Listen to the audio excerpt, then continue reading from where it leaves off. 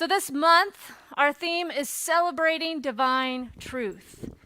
We had a special guest, Reverend Petra from CSL Dallas, join us via Zoom to kick off the month, this first week here in December, with a wonderful talk about welcoming our shadow and embracing all parts of who we are. And then last Sunday, we celebrated with our annual candlelight service brought to you virtually this year. And it was different, because it's been a different year. And so we kind of switched the script up a little bit to really honor and acknowledge all that 2020 has brought. It was a very sacred service. Absolutely. And filled with beautiful music and messages to really honor this year.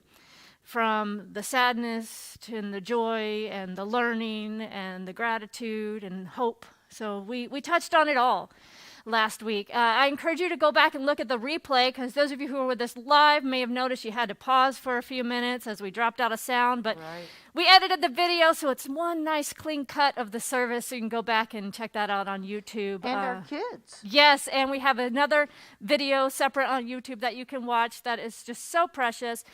Usually during that service, we have our youth come in and participate and do readings and sing a song. So they created a video this year so we could still see them. I know we're missing those little ones, so check that out as well. So today's topic is cultivating light.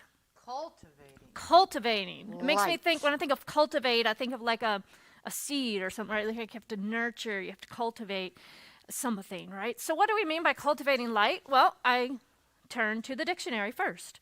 And I looked up what cultivate means. And one of the definitions is to improve or develop by careful attention, training, or study, to devote time to and thought to. So, the truth is that light is who we are. Yet sometimes we forget, right? We forget that the wholeness of who we are is our truth. And just like we don't have to do anything to become light or to become whole, all we have to do is remember this truth, because we are the divine light made manifest. As much as we are humans, we are light. But there is something also very real to the human experience where we tend to forget that, right? We get kind of caught up on day-to-day things. I loved what Reverend Petra shared about the interesting fact that we are bioluminescent. And I Googled what she was talking about, and there's actually a technology that can capture what people call glowing humans, right? So we glow because we are bioluminescent, and you can capture this on film. So we literally are light. But yet we walk around this world and we can begin to get brought down by the density of this 3D experience and start to believe that we are our stories, or start to believe that we are our jobs or our roles, or heaven forbid, we start to believe that we are what our mind tells us we are. That we are what this constant monkey mind chatter is going on, and that's all of we are. But this time of year is a time to remember to cultivate light. To remember that we are more than our stories. And it is the season of light around the world. People are celebrating various festivals of light based on various beliefs and traditions, such as Hanukkah and Christmas, Diwali, Kwanzaa, St. Lucia Day. All of these have to do with this idea of light. We light candles, just as we did last week for our candlelight service, to honor the light in all. And as much as it is important that we talk about light, we must also realize that we have to talk about dark, because they only have meaning in relationship to each other. In this world, we wouldn't know light without the contrast of dark. And every day we get to experience this contrast as the sun rises and brings light to the day, and the night falls and brings the dark of the night. It's the yin and the yang in perfect harmony and perfect cycles. Yet there is a tendency, especially in these kind of positive thinking, spiritual communities, to only want to focus on the light and then to make the dark bad, right?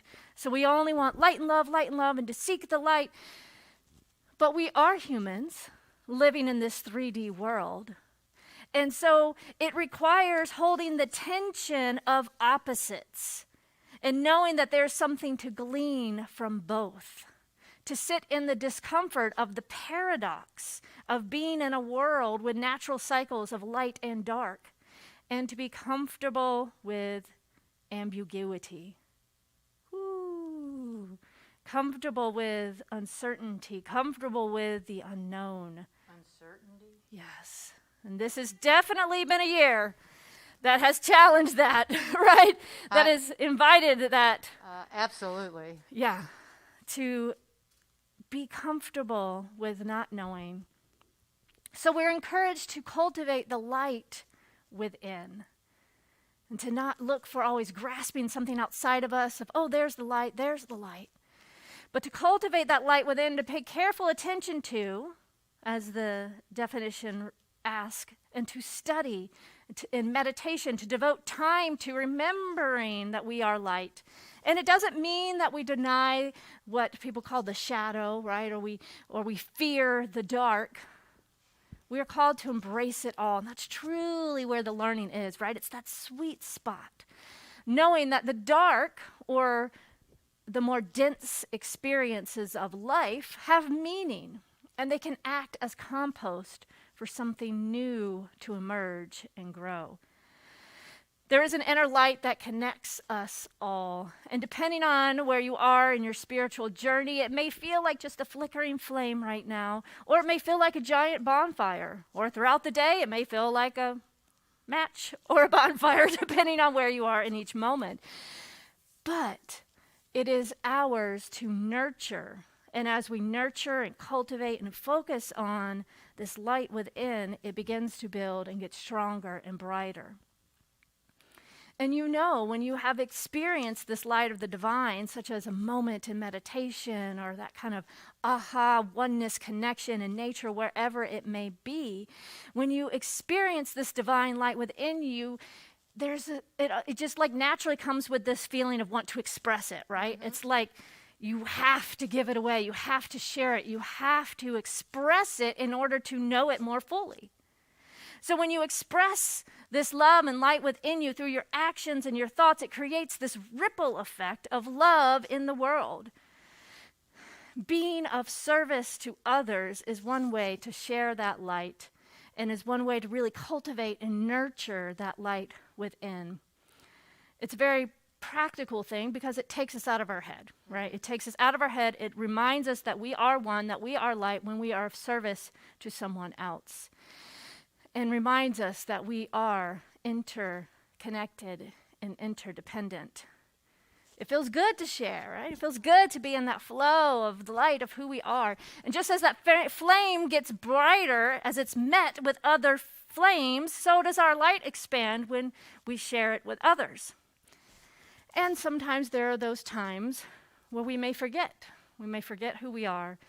But we can turn to each other to be that reminder, just like I was spoken about this idea of the mastermind principle. When we forget, we can lean on our spiritual community to have others remember that truth for us.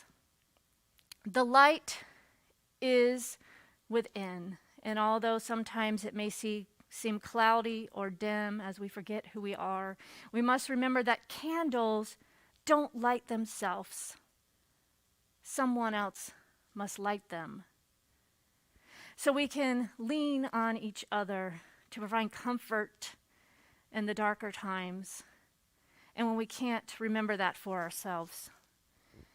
And in that, we get to experience the connection and oneness and love and light that we are. Yeah, it's an interesting quandary to me. Why are people always seeking the light when every spiritual teacher, at least every spiritual teacher that I know, says that we must go within. We must enter the darkness in order to grow and expand. Yes. So why do we make the dark so bad and scary? Why do we fear the unknown? It's not the darkness itself that's frightening. It's the fear of what the darkness masks, of what we cannot see. It's the lack of control that we have in the hidden, because we're human beings. We like to have. So the dark leaves us vulnerable and exposed, especially unable to spot any threats that may be lurking nearby. Because for much of human history, dark meant danger, and fearing it meant taking precautions to stay safe. But that's not really the case anymore. There's not much to fear when we spend the darkest hours of the day tucked safely in our beds. Right. Right? That's but cozy darkness. Yeah, absolutely. Cozy but darkness has nevertheless held on to its place in our psyche as a manifestation of the terrifying unknown. You know, in thinking about this, and I was thinking about where, you know, most of our darkness is experienced in bed, I was thinking about growing up as a child, and for some of us, as children, it meant fearing the monster under the bed when the lights went out. You know, for others, it meant being afraid to hang their hand over the side of the bed for fear it would be grabbed by some mysterious entity. I don't know if anybody else has experienced that, but I had to have my hand underneath the cover because dare I hang it over. You know what I'm saying? What's under there? Another element for me growing up was the idea that the darkness represented hell. If you were not saved, you were destined to go to the darkness. Therefore, as an added layer of protection, my parents used to have me recite a little poem before I went to sleep. And some of you may remember this. It goes like this: now I lay me down to sleep. I pray the Lord my soul to keep. If I should die before I wake, I pray the Lord my soul to take. Really? So creepy. Creepy! That is creepy! No wonder. Yes, that's Justin said that scared me more than yeah. I mean, no wonder I didn't sleep well as a child. Yeah. You know what I'm saying? But the thing is, the dark can be our friend. It is all in how we use it. I often use nature as a guide in my life. I know that you do that as well. When I think about nature and the darkness, I'm reminded of all the activity that goes on in the dark. Plants germinate in the dark. Nocturnal animals need darkness to live. 60% of vertebrate and 30% of invertebrate are active at night. As human beings, we need darkness to rest and rejuvenate our bodies. So one of the most beautiful examples I can think of, or that I use for the darkness and nature, is the lotus flower. It's a beautiful flower that can be found all over the world. And unlike many other flowers, when the lotus first begins to sprout, it is underwater, making its home in lakes and ponds and areas where the water remains fairly still on the surface. But underneath the surface, the lotus is surrounded by mud, by fish, and by insects. In these conditions, the lotus flower maintains strength and pushes aside each of these obstacles as it makes its way to the surface of the water. At this time, while this is all going on, the lotus is still just a stem with only a few leaves and a small flower pod. But in time, the stem continues to grow and expand, and the pod slowly begins to surface above the water into the air, finally freeing itself from the conditions below. It is then, and only then, that the lotus slowly opens each beautiful petal to the sun, basking in the worldly beauty that is now surrounding it. the lotus flower is ready to take on the world. Much of the work to create the lotus flower happens beneath the surface of the water, where we cannot see what is happening or how it is growing. This is much like our lives, you see, where much of what happens within us and with us is below the surface of our conscious awareness. When we talk about the shadow, we often talk about it in terms of getting rid of it, and it being, like you said earlier, something bad or our bad side. However, there is much in our shadow that makes up who we are, and exploring it and making friends with it really is the only way to deepen our growth. Yes. In Buddhism, the bud of the lotus symbolizes potential. The lotus flower represents an awakening. It represents spiritual growth and enlightenment. Just as the lotus flower emerges from the water clean, the lotus also represents purity of body, speech, and mind. The lotus could be thought of as an awakened mind. I like that. An awakened mind, which grows naturally toward the warmth and light of truth, love, and compassion. The lotus, you see, may appear fragile on the surface, but it is flexible, it is strong, and it is securely anchored under the surface of the water. Just like when we do our work, we are securely anchored in the foundation of the work that we have been doing. The reality is, for some of us, or many of us, want to live on the surface, never looking at what is beneath. But real growth means acknowledging both the darkness and the light, knowing that we need both to live and to thrive. The lotus flower needs the dark to be able to expand and grow. As humans, we need the solitude of the darkness, whether as a metaphor or the actual darkness itself. It is an interesting metaphysical as well as astronomical truth that it is only when you have good darkness that you can see the faint lights, whether it is faint stars or even little points of light, or a thousand points of light that bring us hope even in darkness. I read that this morning in this article from the LA Times, and that was written by brother, and I'm really probably not going to pronounce his name right, Magno. He also wrote, in a year that stripped life to bare fundamentals, the natural world has become our shared story. Seasons have offered the rare reminder that the world moves on even as our sense of time has blurred. Spring blossoms offered hope amid the first wave of COVID-19 deaths. The heat of summer brought unrest and social awakening. Fall's colors brightened the shortened days and political turmoil.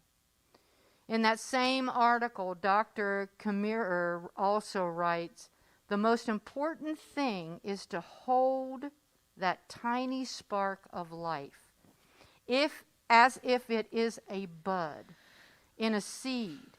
That is our work, to hold on to life so when spring comes back, there can be growth.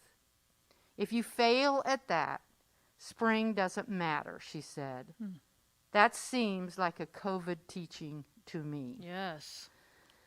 So what do you think our work is for this week and for the coming weeks, Reverend Rainbow? Yeah, so that's beautiful. So I think as we move into this week of the winter solstice, it's such a great reminder, an invitation to embrace all that life brings as an opportunity to grow, to sit in the discomfort of the unknown, but allow that inner light to grow and that inner lotus to be revealed, and to expand that light of truth in our life into the world.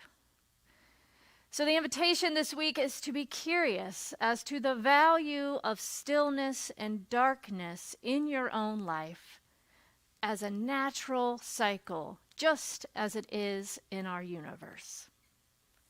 So let's take it into prayer, yes? Yes. All right, I will start.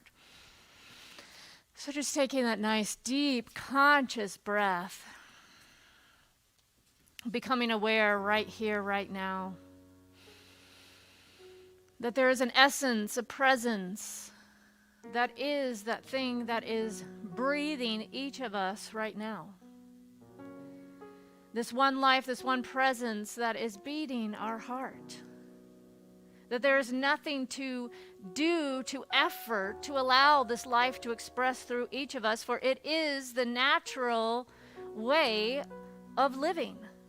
We simply remember that light is who we are, that there is one light, one life, one presence that is love, that is peace, that is joy. And in knowing this right here, right now, I know that this light, this life is expressing in, as, and through me right here, right now. And I speak this word on behalf of all those who are hearing my voice right here, right now, all those who are in need of a prayer this day. To remember that light and love is who we are. And that we will always emerge stronger, pure and clean and clear, just as that lotus, as that awakening mind, as we remember the truth of who we are. And to cultivate with curiosity and openness the learning of the murky, muddy waters, knowing that that too is only temporary. And we will emerge pure, light, bright, awakened right here, right now, to the truth that we are love, to the realization of oneness and interconnection such that we can't help but give and share of our love and our light, to be of service to others, to act from that place of love, to allow the light that we are to go before us in each and every place that we enter, shining this light upon the world, being a beacon of truth, a reminder to ourselves and others of this oneness and the unity of all life. So I'm so grateful to take this now moment to remember the truth that love is what is real, that love is always the answer, and that light is who we are. And I pass my word to Reverend Soni. And just piggybacking and acknowledging the words that have already been spoken in this prayer, I also acknowledge no mud, no lotus, no mud, no lotus. And so it is in this moment that I lie open to the infinite, speaking this word, knowing that as I speak my word, all of those who are in range of my voice are now taking in this prayer as their prayer, knowing that there is only one source, this one source creating out of itself every minute, every second of every day, that through any expectation or anticipation, that life and light are one of the same. And so I know that in this moment, as we continue this community, Ahava Center for Spiritual Living, to simply delve into and acknowledge the light, that we spread this light, that we give this light away to the world, to the universe, to as far as this light can possibly shine, which is not measurable. And so we know that this light continues to expand. That inner dwelling becomes the outer dwelling of love and light and life. I know that if anyone in this community is experiencing anything other than light, that the truth to be known is the light is still there, even in the darkness. And that the soul is calling us forward to be friends with that darkness, to be friends with that shadow. Because it's me and my shadow. It's not just me. And so I know that I am so grateful as I stand in the power and the presence of the one source of all. As I stand in the power and the presence of light. No mud, no lotus. As I continue to recognize and know that there is a great revealing happening right here and right now, without hesitation, without fear, into the unknown, into the mystery, and into the light.